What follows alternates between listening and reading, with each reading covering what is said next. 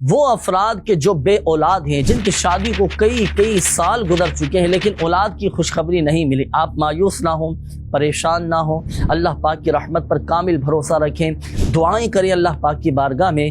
بے اولاد افراد کے لیے قرآن سے روحانی علاج میں عرض کر رہا ہوں چند مخصوص قرآن پاک کی آیات ہیں۔ ناظرین، یہ قرآنی آیات آپ اپنے معمولات میں شامل کیجئے گا، یہ پڑھیں، انشاءاللہ الکریم اس عمل کو نہایت عمدہ پائیں گے اور اللہ پاک کی رحمت سے صاحب اولاد ہو جائیں گے، اولاد کی خوشخبری ملے گی۔ اس کا مخصوص طریقہ ہے، مخصوص وقت ہے اور مخصوص تعداد میں ہی آپ نے اس وظیفے کو پڑھنا ہے۔ طریقہ کار نوٹ کیجئے گا، نماز فجر کے بعد آپ یہ وظیفہ پڑھیں گے۔ سب سے پہلے آپ نے 7 مرتبہ 40 دن تک یہ وظیفہ پڑھنا ہے۔ طریقہ کار کیا ہوگا؟ شروع میں 7 بار درود پاک پڑھیں، کوئی سا بھی آپ درود پاک پڑھ سکتے ہیں۔ 7 بار درود پاک پڑھنے کے بعد 7 بار یہ استغفار آپ پڑھیں، استغفر اللہ الذی لا الہ الا هو الحی القیوم واتوب الیہ۔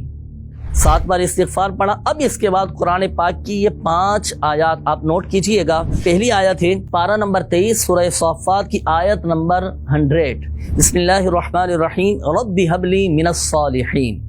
ایک آیت یہ ہو گئی۔ دوسری آیت ہے پارہ نمبر 3 سورہ آل عمران کی آیت نمبر 38، بسم اللہ الرحمن الرحیم رب ھب لی من لدنک ذریۃ طیبہ انک سمیع الدعاء۔ تیسری آیت ہے پارہ نمبر 19 سورۃ الفرقان کی آیت نمبر 74، بسم اللہ الرحمن الرحیم ربنا ھب لنا من ازواجنا وذریاتنا قرۃ اعین واجعلنا للمتقین اماما۔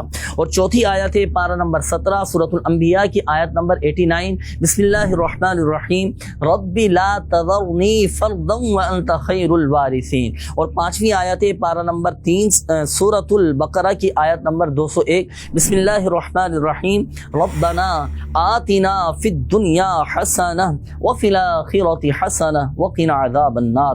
یہ 5 آیات ناظرین آپ نے پڑھنی ہیں، بالخصوص وہ افراد کے جو بے اولاد ہیں۔ ان 5 آیات کو پڑھنے کے بعد اب پھر 7 مرتبہ استغفار، استغفر اللہ الذی لا الہ الا هو الحی القیوم واتوب الیہ، اور پھر 7 بار درود پاک۔